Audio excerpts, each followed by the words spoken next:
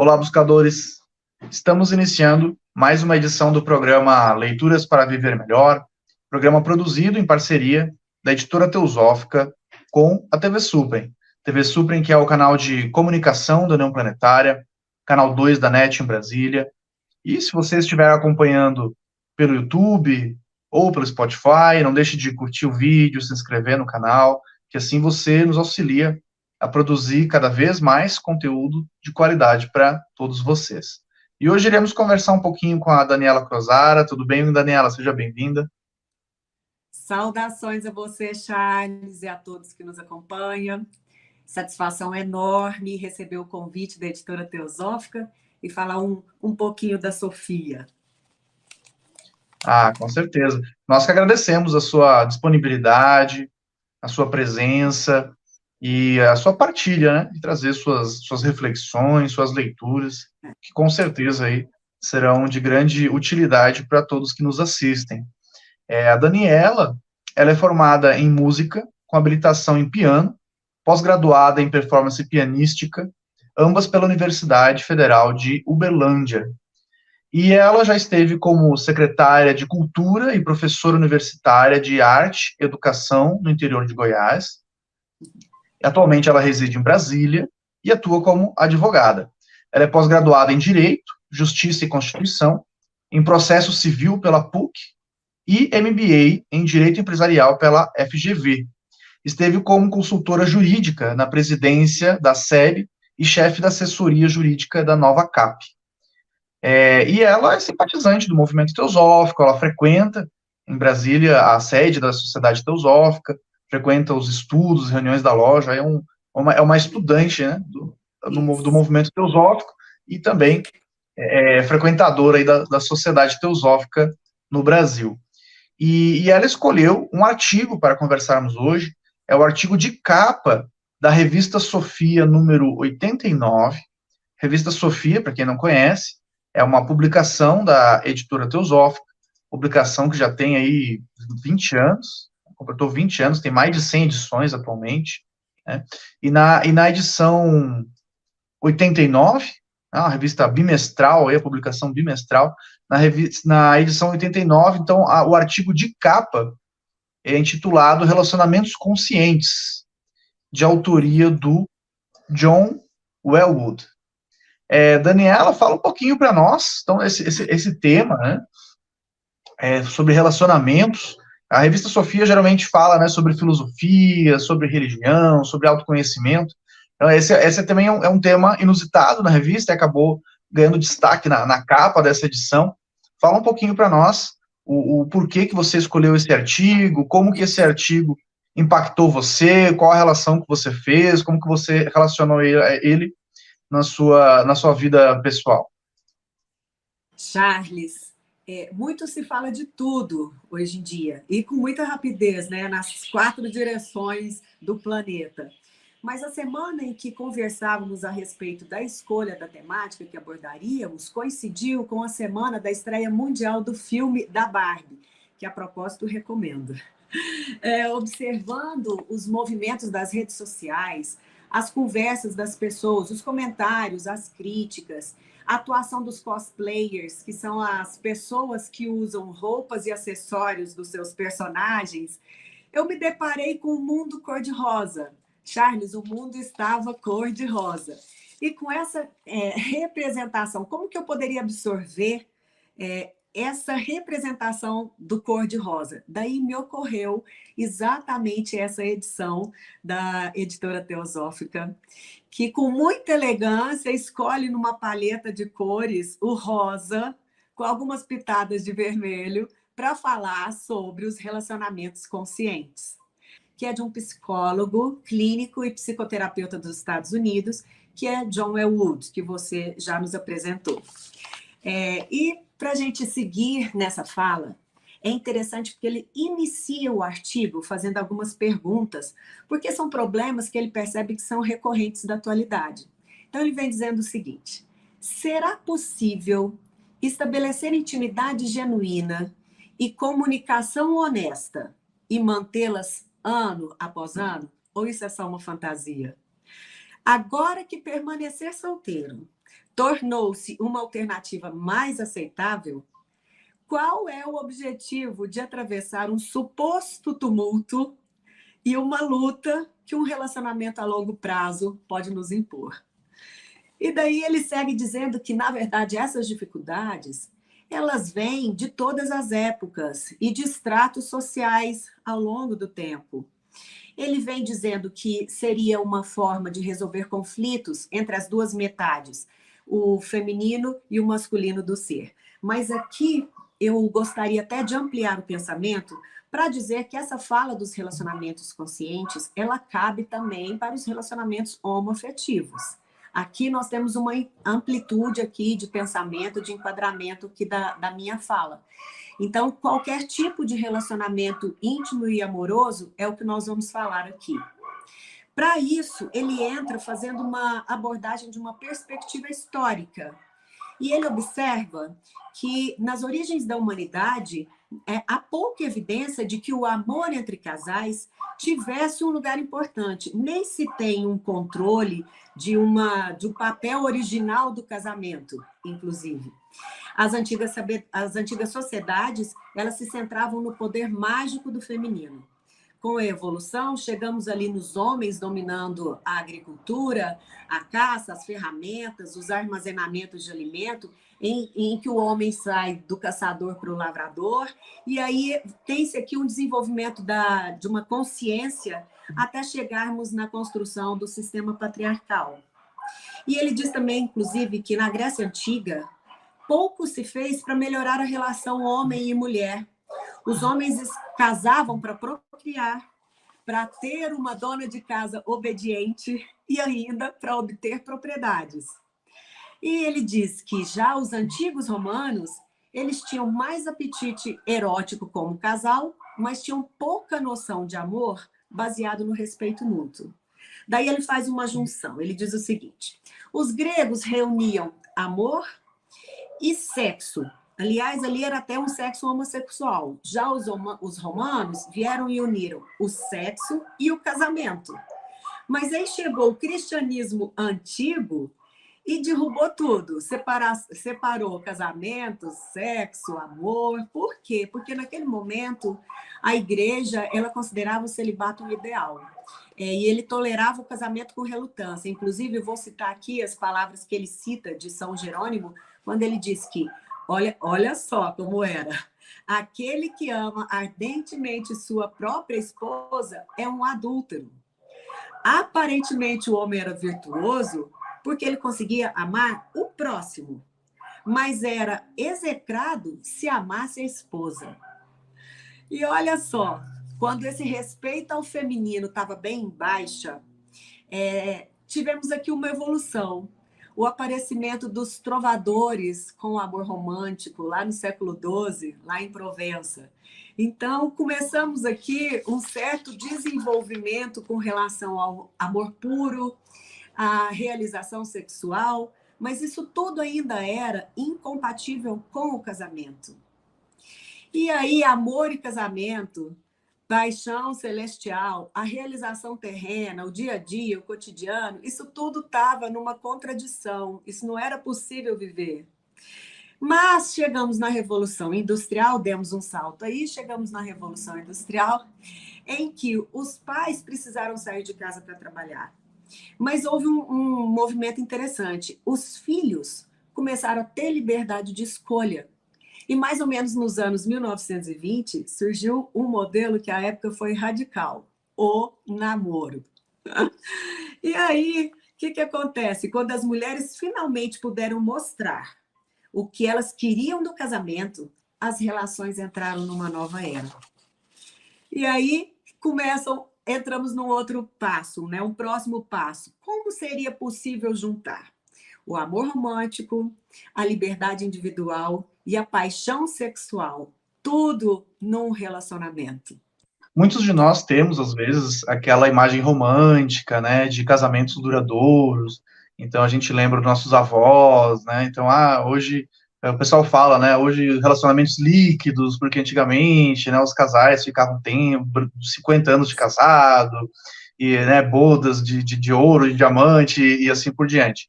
mas a gente esquece que existia esse condicionamento social que muitas vezes obrigava os casais a ficarem juntos, né? Então, muitas vezes as pessoas não se separavam por falta de opção, né? Por pressão da família, por pressão da sociedade. Então, muitas vezes, claro, nem em todos os casos, obviamente, mas em muitos dos casos você tinha, né? Questão de infelicidade, infidelidade, né? Muito comum antigamente, e até nos dias de hoje existe, né? A pessoa que tem mais de uma família, a pessoa administra mais de uma família, né? Ou mesmo caso de violência verbal ou física, né? E a outra pessoa da relação não podia reagir, não tinha com quem falar, não tinha como pedir socorro, muitas vezes, né? Então, que nem você disse, hoje nós temos, obviamente, né, as pessoas se divorciam mais, né, nas últimas décadas, mas talvez porque hoje elas têm essa opção, né? Talvez antes elas não iam para esse extremo, porque realmente não tinha a opção, né? Então acabavam sofrendo caladas ali em muitos dos casos. Esse é o programa Leituras para Viver Melhor. Hoje estamos conversando com a Daniela Cruzara sobre um artigo publicado na revista Sofia, número 89, intitulado Relacionamentos Conscientes, de autoria do John Welwood. Nós iremos para um rápido intervalo e voltamos daqui a pouco. Até já.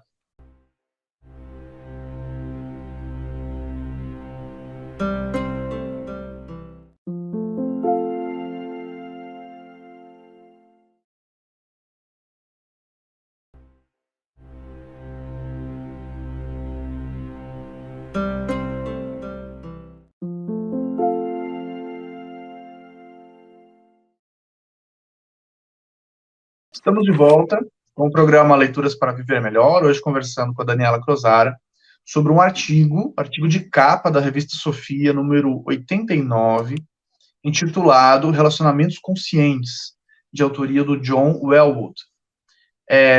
Daniela, esse artigo, né? Então, o primeiro bloco aí, você levantou toda uma contextualização histórica do problema, né, dos relacionamentos. Então, por que hoje os relacionamentos duram menos, né? Porque antigamente você tinha todas aquelas questões que o autor trouxe no texto de contextualização. Mas e agora, né? Agora, como que a gente encontra uma visão mais otimista, uma luz no final do túnel? Então, hoje nós temos, felizmente, todos nós temos direitos à liberdade de ir e vir, liberdade de se divorciar, se for o caso, né? De sair, se tiver um relacionamento que não está agradável para ambos os lados, né? De sair desse relacionamento, ou mesmo de ficar sozinho, como você falou no início também.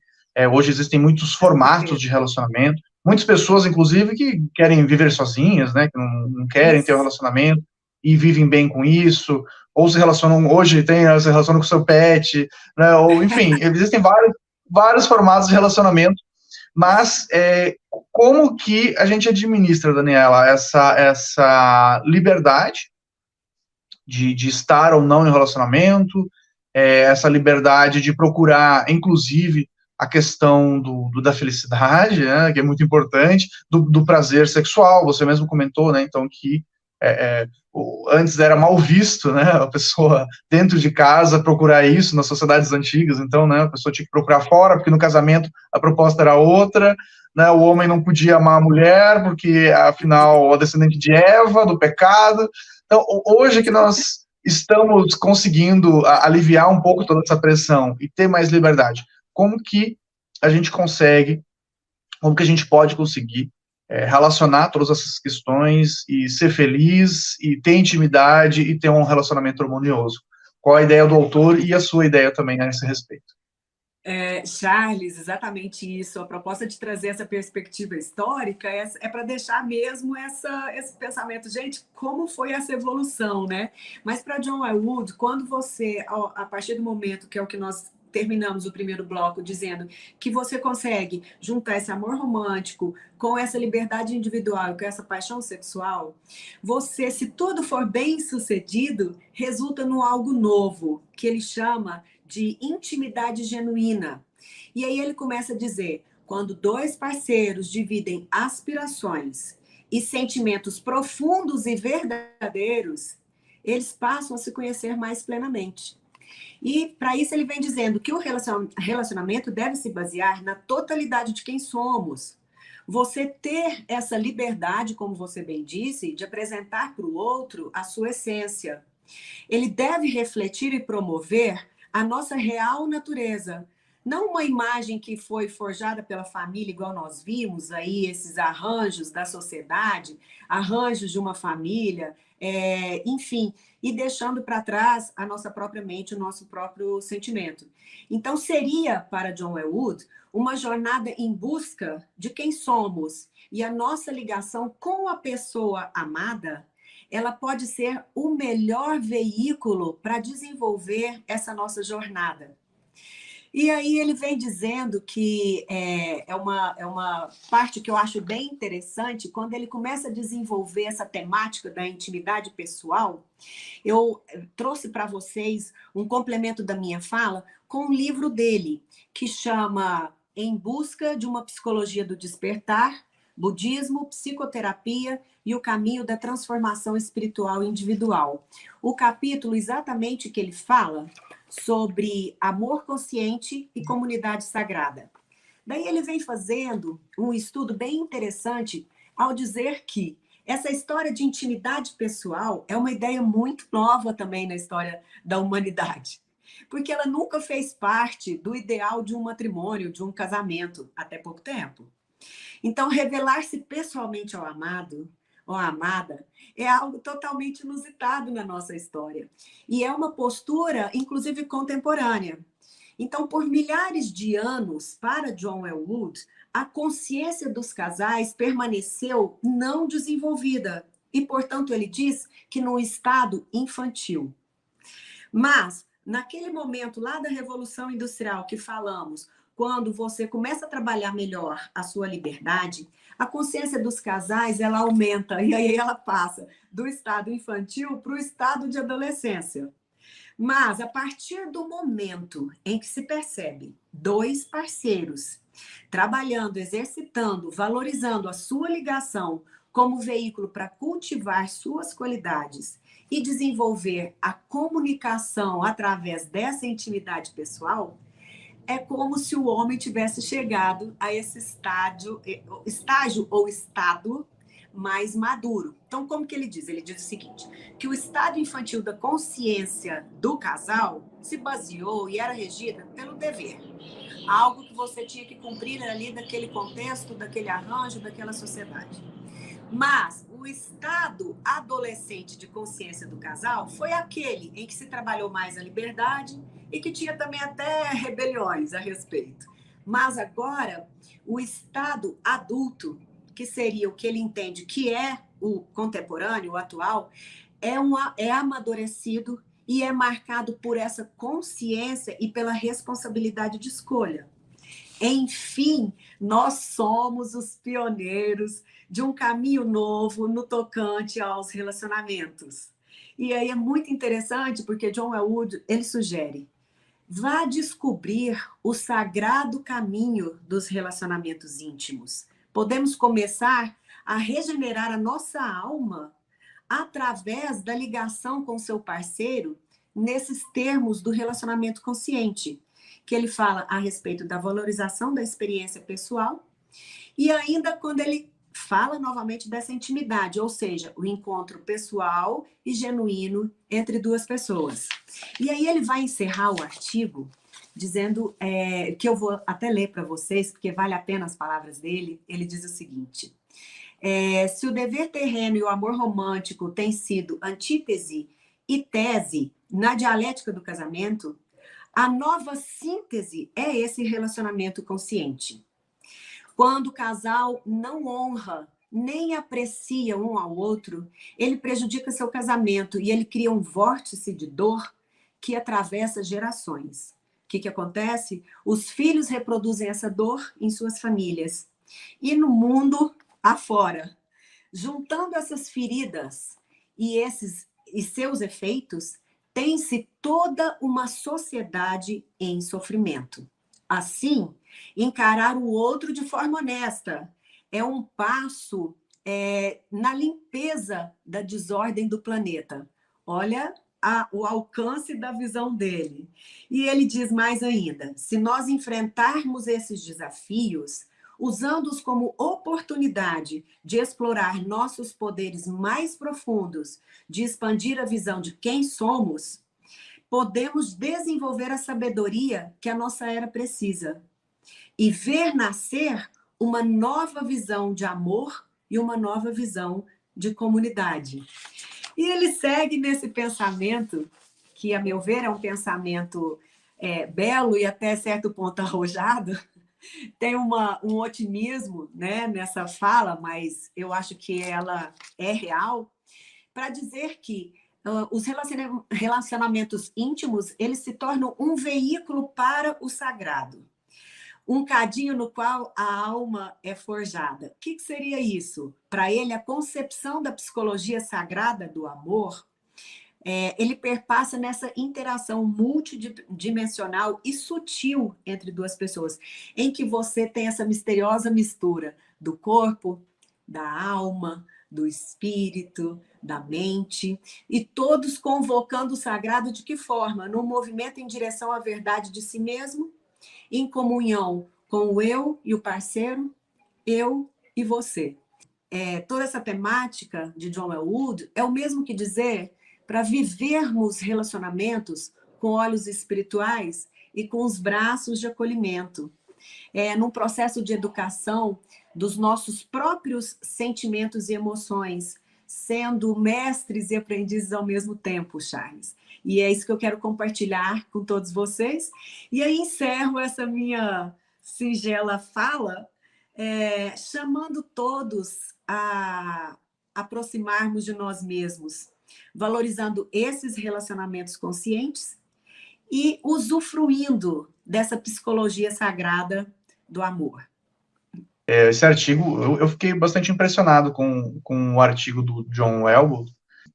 Eu acompanho a revista Sofia, mas esse artigo em especial eu não havia lido, então quando você sugeriu ele, eu fui ler o artigo, e realmente ele é muito bem contextualizado e traz muitas reflexões, né? Então, de fato, nós temos aí, nós como sociedade, como humanidade, como indivíduos, temos um grande desafio pela frente, e desafio de décadas e séculos, acredito, né? Então, nossa sociedade aí vai ficar com certeza muito tempo ainda, como você disse, né? Um tema temporal.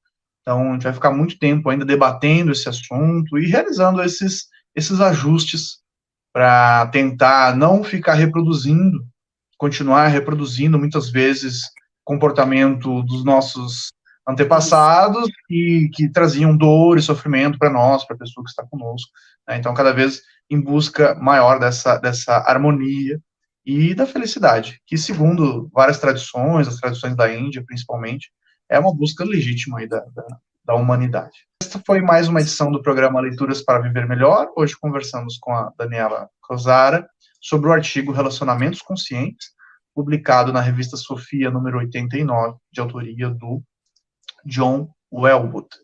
Nós vamos ficando por aqui. Até o nosso próximo encontro. Gratidão, Daniela, pela sua partida. Obrigada.